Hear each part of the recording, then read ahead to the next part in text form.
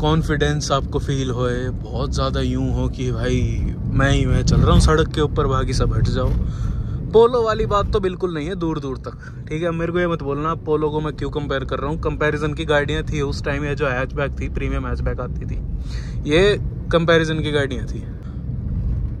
अभी तक मैंने इतनी देर इस गाड़ी को चला ली, उसके बाद भी मेरे को पता नहीं चला है अभी तक कि क्यों इस गाड़ी की इतनी रीसेल ज़्यादा है।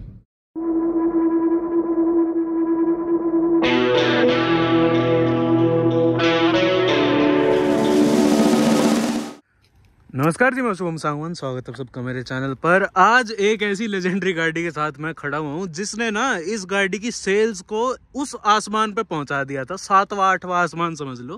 कि आज की तारीख में इस गाड़ी की रीसेल की अगर बात करूँ ना, तो इतनी महंगी लोग खरीदने को तैयार है जिसकी कोई हद नहीं। स्पेशली इस इंजन की मैं पर्टिकुलरली बात कर रहा हूँ। आज है मेरे साथ अप्रोक्सीमेटली 10, 11, 12 साल पुरानी मारुति सुजुकी की स्विफ्ट, डिजायर नहीं है, स्विफ्ट डीजल VDI, जो सबसे मैं कहूँगा सबसे मोस्ट सेलिंग वेरिएंट था इस गाड़ी का, इस पर्टिकुलर गाड़ी का। और खास बात ये थी इसके अंदर जो डीजल का इंजन था ना, इस गाड़ी की बॉडी के हिसाब से, इस गाड़ी की वेट के हिसाब से बहुत ज़्यादा टॉर्की था। 1300 सीसी का इसका आता था डीजल का इंजन, जो निकालता था 74 bhp ओनली, बट 190 Nm का टॉर्क। इतना टॉर्क इतनी सी हैचबैक के लिए बहुत ज़्यादा है, मैं तो बोलूँगा बहुत ज़्यादा है। 5 स्पीड का मैनुअल ट्रांसमिशन आता था इसका। इंजन में एक बार मैं आपको खोल के दिखाता हूँ। चाबी की बात करूँ, ऐसी चाबी ना आज की तारीख में भी बेस मॉडल में मारुति देती है, लॉक अनलॉक, और ये सुजुकी का लोगो। इंजन बे में आऊँ तो इसका जो बोलता हूँ ना, जेम इंजन, जो मारुति की हर डीजल की गाड़ी के अंदर था, मोस्ट कहूँगा मैं। लिस्ट अगर खोल के देखूँ ना, स्विफ्ट के अंदर, डिजायर के अंदर इनकी 1.3 S क्रॉस थी, मारुति की ब्रेजा थी, जितने भी इनने डीजल इंजन निकाले थे ना, मोस्टली सेम इंजन था ये। हाँ, पावर स्पेक्स में उनमें थोड़ा फर्क था, बट 1300 सीसी का इंजन, DDIS यहाँ पर लिखा हुआ है। इस गाड़ी को मैं आज भी बेचने निकलूंगा ना, लोग ऐसे हाथ फैला के तैयार है खरीदने को, पता नहीं क्या बात है। वो सारी बातें जो कह रहे हैं ना, वो चलाने के बाद मेरे को पता चलेगी।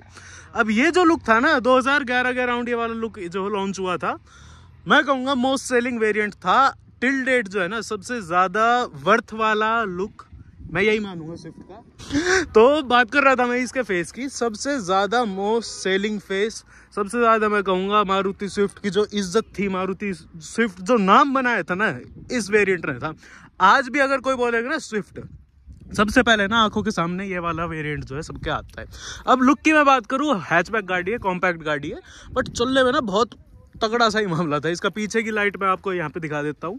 ऐसे ही शेप की आगे की लाइट है, ऐसी शेप की पीछे की लाइट है। बाद में कुछ इसका चेंज नहीं हुआ था, बाद में सारी गाड़ी का जनरेशन ही चेंज कर दिया था, बहुत ज़्यादा फर्क नहीं आया था। हेलोजन ट्रीटमेंट यहाँ, हेलोजन सारा हेलोजन यहाँ पर है। आगे मैं आपको दिखाऊँ, यहाँ पर भी सारा हेलोजन है। उस टाइम बहुत ज़्यादा चीज़ें नहीं आती थी। फॉग लैम्प के नीचे आपको 2 वो मिल जाएंगे। गुड यार, बहुत ज़्यादा मैं कहूँगा फीचर रिच गाड़ी नहीं थी। बहुत ज़्यादा सेफ्टी वाला काम खैर मारुति का कभी रहा नहीं है। और VM की बात करूँ, यहाँ पर जो है आपको टर्निंग इंडिकेटर्स मिल जाएंगे। अब टायर साइज़ की बात करूँ तो कंपनी वाले ही टायर इसके अंदर लगे हुए हैं। देखने तो मेरे को, मेरी आंखें तो नहीं धोखा खा रही, 165 80 R14 भाई साहब, इतने बड़े टायर। थोड़े तो टायर ठीक साइज़ के होने चाहिए थे वेरिएंट के हिसाब से, गाड़ी के हिसाब से। वॉक अराउंड आपको दिखा देता हूँ मैं, पीछे से मैंने आपको दिखा दिया। कोई लोगो यहाँ पर है नहीं, बट ये प्रॉपर VDI वाला मॉडल है। इसके अंदर जो है पीछे आपको वो नहीं मिलेगा, वाइपर वाला सीन नहीं है। ऊपर जो है ZDI के अंदर ABS भी आता था, इसके अंदर ABS भी नहीं है। ZDI प्लस आती थी, बहुत वेरिएंट थे। उनके अलॉय व्हील जो थे ना, वो ठीक थे फिर भी। अब पीछे आ जाऊँ तो आपको थोड़ा बहुत जो है यहाँ पर क्रोम एलिमेंट मिल जाएगा आपको, जो है पावर विंडोज़ यहाँ पर मिल जाएगी। नीचे एक प्रॉपर कप होल्डर मिल जाएगा आपको। यहाँ की बात करूँ तो स्पीकर की एक ग्रिल मिल जाएगी। अब स्पेस की बात करूँ ना, मैं बैठने का इसके अंदर करूँगा नहीं कि बैठ जाऊँ और आपको स्पेस बताऊँ।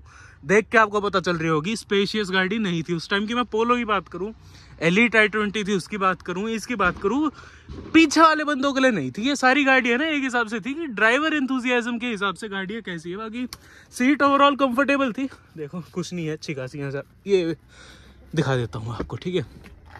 पीछे बोलने को इतना ही है।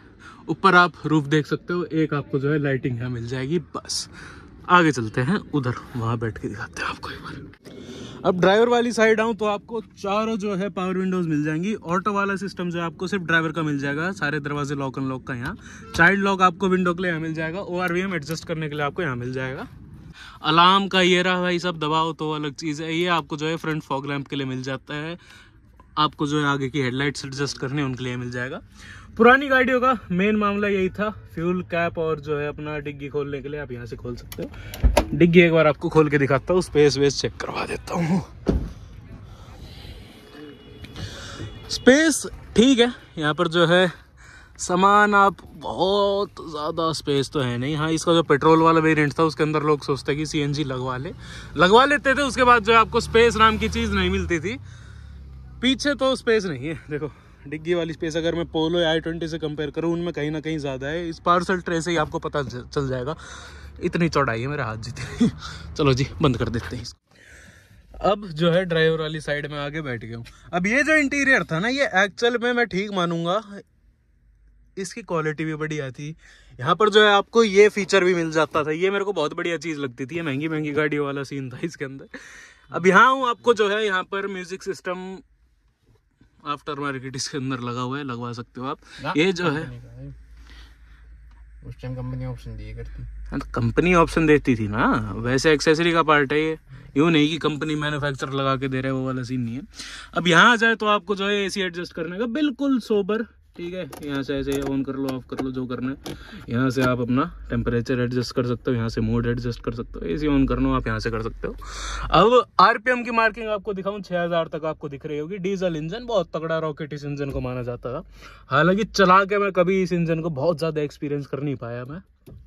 इस साइड जो आपको कप होल्डर नहीं मिलेंगे, यहाँ एक आपको छोटा सा कप होल्डर मिलेगा।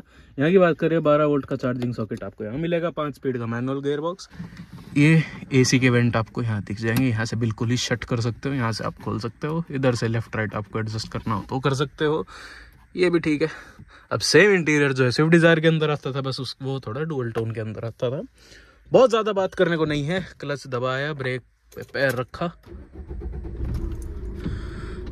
तो अब ये गाड़ी जो है ना 1,42,000 चली हुई है इतने सालों में, अप्रोक्सीमेटली 1.5 लाख। ठीक है यार, इतनी रनिंग इस गाड़ी के लिए इनफ है, मैं तो यही मानूंगा। बाकी इंजन जो है रिलायबल माना जाता था उस टाइम पे, बहुत बढ़िया। ये इसका स्टीयरिंग रहा, बेहतरीन हॉर्न, मजा आ गया, मजा आ गया मेरे को। बट अंदर स्पेस की बात करूँ, आगे 2 जनों के लिए ठीक है। सीट एक्चुअल में बहुत ज़्यादा कंफर्टेबल है और विजिबिलिटी ठीक है। बाकी चलाने में कैसी है वो तो चला के ही पता चलेगा। तो चलो करते हैं ड्राइविंग शुरू। अबे डीजल का इंजन था तो इसका एक बार मैं टॉर्क का टेस्ट करता हूँ, हल्का सा ऊपर चढ़ाएंगे।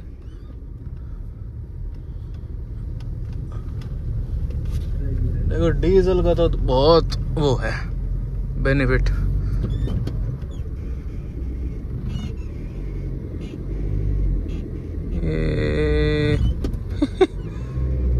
पहले मैं उठा लो भाई साहब।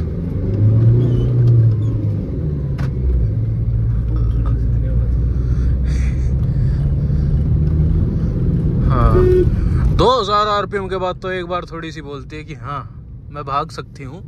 बट ब्रेकिंग मारुति के जो है उसके अंदर नहीं थी, डिक्शनरी के अंदर। ये ब्रेकिंग आपकी गाड़ी के अंदर हम बहुत ज़्यादा अच्छी दे देंगे ना भाई, ब्रेकिंग दे रहे हैं हम, बहुत बड़ी बात है। और क्या खड़ी करी है भाई साहब आपने गाड़ी, मजा आ गए। देखो अब कंडीशन वाइज इस पर्टिकुलर गाड़ी की बात करूँ, बहुत बेहतरीन कंडीशन में अभी है नहीं, बट वैसे नाइस कार। देखो नई वाली स्विफ्ट से कंपेयर करूँ ना, ये फिर भी थोड़ी लगती थी कि हाँ जी थोड़ी आप ठीक गाड़ी चला रहे हो। थोड़े से स्टीयरिंग के अंदर भी वजन है, थोड़ा सा गाड़ी के अंदर भी वजन है। अब वाली स्विफ्ट में वो वाली बात नहीं है यार। चलो जी बैक ऑन ट्रैक। अब सबसे पहली बात जो मेन चीज़ें होती हैं गाड़ी की ड्राइविंग के ऊपर, यानी कि इसका क्लच कैसा है, इसका जो गियर शिफ्टिंग कैसी है, इसके ब्रेकिंग कैसी है, इसका एक्सेलरेशन कैसा है, सारी चीज़ें आपको जो है इस वीडियो के अंदर मैं इसके ड्राइविंग के बारे में बताऊंगा। और आखिर में ये बताऊंगा कि क्यों पागल है देश इस इंजन के पीछे। देखो 2500 आरपीएम के बाद तो ये खुल जाती है, बोलती है अब आ जाओ भाई, अब नहीं पीछे, अब पीछे नहीं रहूंगी मैं, ऐसा वाला काम है। बहुत ज़्यादा पेपी इंजन है और इतनी पेपीनेस के बाद भी इस इंजन को आप कितना रगड़ लो, कितने ही आरपीएम पे चलाओ, इसकी पूरी मौज ले लो, फिर भी जो एवरेज निकाल के देती थी ना ये गाड़ी, उसकी फैन है जनता बेसिकली। अब क्लच इसका हल्का है, बेशक गाड़ी डीजल है, उस हिसाब से क्लच इसका ओके है, गियर शिफ्टिंग भी ठीक है, कोई मतलब यूँ नहीं है कि कहीं से अड़ रहा हो या गियर जो है हार्ड लग रहे हो या क्लच जो है एंगेज ढंग से ना हो रहा हो, बिल्कुल आराम से जो है सारी चीज़ें सॉफ्टली अप्लाई हो जाती है। स्टेयरिंग अभी फिलहाल जो है आउट ऑफ कवरेज क्षेत्र हो रखा है ये इसका जो है अलाइनमेंट आउट हो रखी है। बट वैसे स्टेयरिंग के रिस्पॉन्स की बात करूँ ना, जो डेड स्टेयरिंग वाला काम अब वाली स्विफ्ट या अब वाली जो गोल स्टेयरिंग आने लग गए ना मारुति के अंदर, उनके अंदर रिस्पॉन्स तो तुम छोड़ दो कि रिस्पॉन्स नाम की बहुत ज़्यादा तगड़ी कोई चीज़ है। ये वाले स्टेयरिंग जो इस शेप वाले स्टेयरिंग थे, जितने आए थे, जितनी गाड़ी के अंदर आए थे, वो सारे मैं फिर भी मानूंगा ठीक। अब पता नहीं स्टेयरिंग के साथ क्या इनको दिक्कत हो रही है। सीट कंफर्टेबल है, सस्पेंशन भी कंफर्टेबल है, गाड़ी कंफर्टेबल निकाली थी ये बहुत ज़्यादा।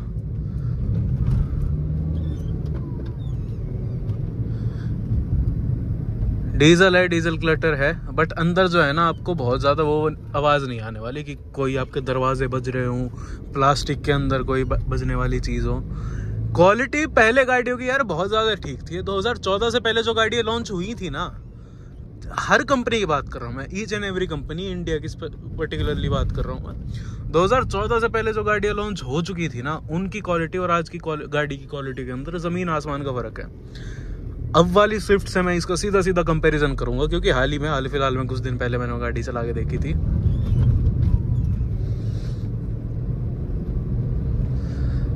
देखो वो आपको चलाने में यूँ लगेगा बहुत ज़्यादा रिफाइंड गाड़ी है, बहुत ज़्यादा हल्की गाड़ी है, पेट्रोल हो बेशक या डीजल भी हो, फ़र्क तो था, ठीक है जी।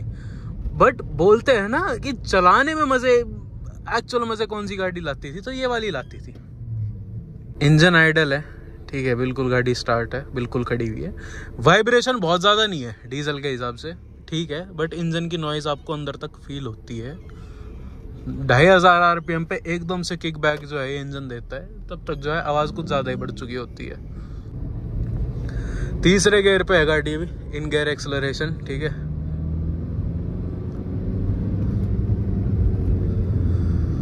ऑन कागज देखो पावर उतनी है नहीं, परफॉर्मेंस भी आप वैसे देखोगे ना 0 to 100 या वो बहुत ज़्यादा तेज़ नहीं फील होने वाली, बट चलाने में जो मज़े हैं ना इस गाड़ी के अंदर, आपको बिल्कुल ही पेपी वाला, इस डीजल इंजन के पीछे ऐसे ही देश पागल नहीं है।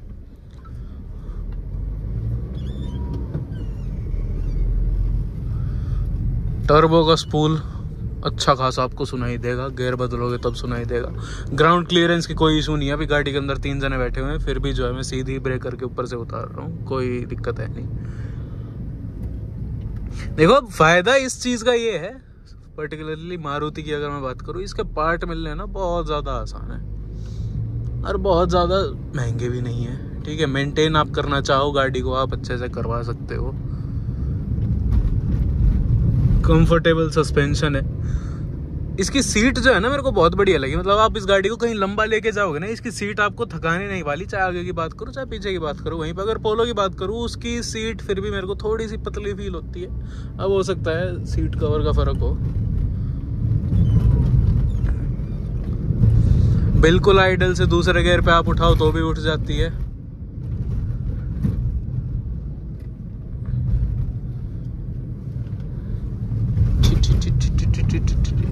हल्की सी जो है, देखो सस्पेंशन सेटअप स्टिफ नहीं है, सॉफ्ट है बहुत ज़्यादा। उसके चक्कर में ये हाई स्पीड पे गाड़ी उतना ज़्यादा आपको कॉन्फिडेंस फील नहीं करवाने वाली जितना जो है आपको पोलो उस टाइम पे फील करवाती थी। वो खैर अलग ही लीग की गाड़ी थी, वॉक्सवैगन से बार बार कंपेयर करने लग जाता हूँ मैं मारुति को।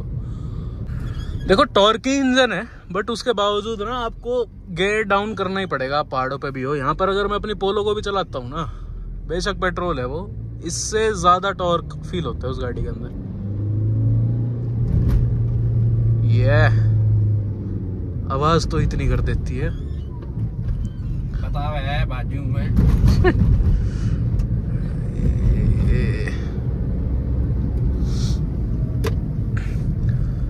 अब इसको करता हूँ मैं कंपैरिजन, बिल्कुल अब जो ब्रांड न्यू स्विफ्ट आ रही है उसके मुकाबले में। इसके बाद जो नई स्विफ्ट आई थी ये वाली, ये ठीक है, इससे मैं कंपेयर करके बताऊँ। ये गाड़ी मच बेटर फील होएगी आपको in terms of quality, build quality की बात हो या ड्राइविंग डायनेमिक्स की भी बात करूं, इस वाली स्विफ्ट से तो ये आपको बहुत ज़्यादा फील होएगी। इसका इंटीरियर आपको बेटर फील होएगा।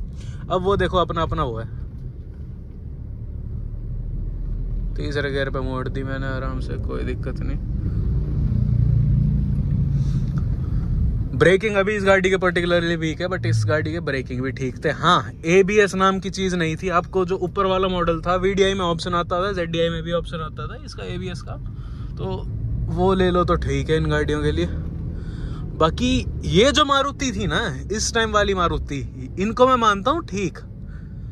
स्विफ्ट की बात करूं, मैं डिजायर की बात करूं, उस टाइम की मेन तो मारुति तो यही थी। ऑल्टो की भी बात कर लेते चलो इसके मामले में। असली मारुति की ना ये गाड़ियां ठीक थी। अब तो बिल्कुल ही बिल्ड क्वालिटी के साथ इतना सैक्रिफाइस करने लग गए ना वो लोग। इंजन बहुत मजेदार है भाई, ये बहुत प्यारा इंजन है।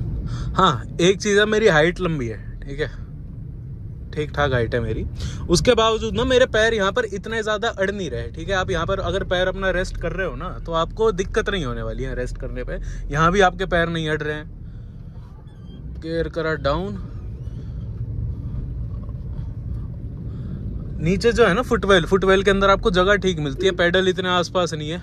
ओहो, अब मेरा ना पंजे के ऊपर पैर है, फिर भी मैं हॉर्न बजाता हूँ ना, तो मेरे पंजे तक जो मेरा एक्सेलरेटर है वहां तक हॉर्न की वाइब्रेशन मेरे को फील हो रही है। मारुति 10-8। पर इस इंजन के ना फायदे ये थे, ये इंजन पेपी था, ये चलाने में बहुत ज्यादा बढ़िया था। ये जो स्विफ्ट थी ये चलाने में बढ़िया थी इन टर्म्स ऑफ नया वाला। उसके बावजूद भी ये गाड़ी जो माइलेज निकाल के देती थी भाई, मौज। 2500 RPM के बाद तो खींच के बोलती है, हाँ जी आ जाओ। उल्टी घुमा लेते हैं गाड़ी को। सस्पेंशन मेरे को अच्छा लगा इसका, ठीक है। आप बहुत ज्यादा देखो स्टिफ नहीं है कि आपको हाई स्पीड में बहुत बढ़िया ये जो है कॉर्नरिंग एबिलिटी दे, बहुत ज्यादा आपको कॉन्फिडेंस दे। बट नॉर्मली आप शहर के अंदर चला रहे हो। अब ये जो गाड़ी थी ना, ये रूरल एरिया में बहुत ज्यादा फेमस थी, क्योंकि वहाँ की सड़कें होती है थोड़ी सी टेढ़ी मेढ़ी, ठीक है। उसके हिसाब में ना बहुत ज्यादा कंफर्टेबल इसका सस्पेंशन सेटअप आता था। और अब भी इस गाड़ी को एज ए यूज्ड कार लेना बहुत लोग प्रेफर करते हैं, बहुत लोग। मैं कहूँगा शहर के अंदर भी, गांव के अंदर भी, उनको ये बोलता हूँ कि स्विफ्ट है, ये वाला मॉडल है, डीजल का मॉडल है। स्पेशली पंजाब साइड तो लोग इतने मुंह मांगे पैसों में लेके जाते हैं इस गाड़ी को। पता नहीं क्या है भाई साहब इस गाड़ी के अंदर। अब वाली स्विफ्ट से बहुत ज्यादा बेटर है। अब वाली जो गाड़ियां हैं उनसे क्वालिटी वाइज बहुत ज्यादा बेटर है। हाँ, मारुति है, उतनी नहीं है कि बहुत ज़्यादा आपको जो है बिल्ड क्वालिटी में बिल्कुल ही फॉक्सवैगन की याद दिला दे, या बिल्कुल ही Hyundai से कंपैरिजन हो जाए इसका। आई एम टॉकिंग कि आज की तारीख में जो गाड़ियां आ रही हैं उसके हिसाब में तो फर्क तो था भाई इन गाड़ियों के अंदर। मेंटेन करने में बहुत ज़्यादा आसान, ठीक है। और ये तो बिल्कुल ही फर्स्ट जेन स्विफ्ट थी। स्विफ्ट तो आपको हर कोने में मिल जाएगी, ऐसी गाड़ी थी।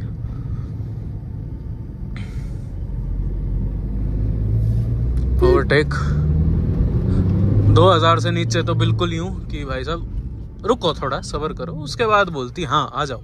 टर्बो का जो वो है ना, लैग बहुत तगड़ा है इसके अंदर। बिल्कुल यूं नहीं कि आपको बिल्कुल ही लोअर RPM से पूरी टर्बो वाली किक मिल जाए। 2500 RPM तक आपको वेट करना पड़ता है। उसके लिए आपको गाड़ी को जो है ना थोड़े लोअर गियर्स में रखना पड़ता है। अगर आप ऐसे भीड़ भाड़ वाले इलाकों में चला रहे हो या हाईवे पे इस तरीके से चला रहे हो कि आपको ओवरटेक करना पड़े, कोई इंसान आपसे बहुत ज़्यादा धीरे चल रहा हो। अब ये थर्ड गियर पे लगा के मैंने क्लच छोड़ दिया।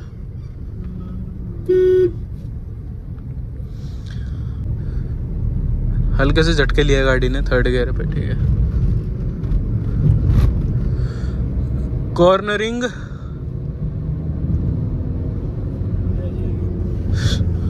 ओके है, ठीक है। स्टीयरिंग का फीडबैक ना मेरे को अब ठीक लगता है, जैसे मैंने आपको वीडियो की शुरुआत में बताया। अब जो स्विफ्ट आ रही है उससे बेहतर स्टीयरिंग है, उससे बेहतर फीडबैक है गाड़ी का। इन टर्म्स ऑफ इंजन की बात करूँ, इन टर्म्स ऑफ स्टीयरिंग की बात करूँ, चलाने में कंफर्टेबल है। सस्पेंशन मेरे को बहुत ज़्यादा कंफर्टेबल लगा। आपको किसी भी ऑफ रोड वाली या थोड़े गाँव की सड़कों पर आपको कहीं भी यूँ नहीं लगने वाला कि चलाने में ना आपको बहुत ज़्यादा झटके महसूस हो रहे हों। ब्रेकिंग इशू है, चाहे सही कंडीशन की भी गाड़ी हो, उसमें भी ब्रेकिंग का इशू है। मारुति है, भागती है, रुकती नहीं है। इसका ABS वाला वर्जन आता था, प्रीफर करना अगर पुरानी गाड़ी आप खरीदो तो ABS के ऊपर जाओ। अब इस गाड़ी की ना सेकंड हैंड मार्केट में बहुत ज़्यादा वो बना रखी है कि भाई साहब तुम पैसे बोलो हम उतने की खरीद लेंगे। इतनी तगड़ी रीसेल है इस गाड़ी की यार। टर्बो लैग बहुत ज़्यादा है